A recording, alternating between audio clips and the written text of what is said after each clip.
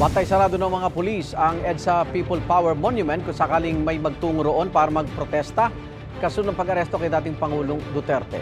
May unang balita live si EJ Gomez. EJ.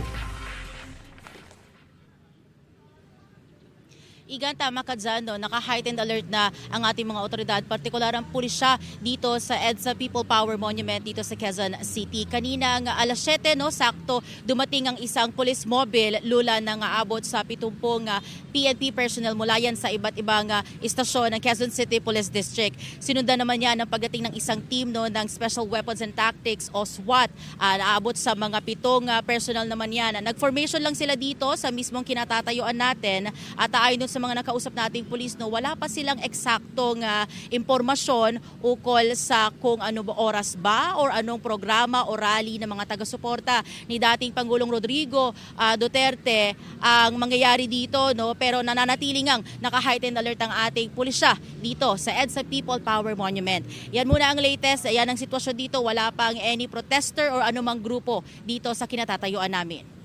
Yan ang unang balita mula rito sa Quezon City. EJ Gomez para sa GMA Integrated News. Igan, mauna ka sa mga balita, mag-subscribe na sa GMA Integrated News sa YouTube para sa iba't ibang ulat sa ating bansa.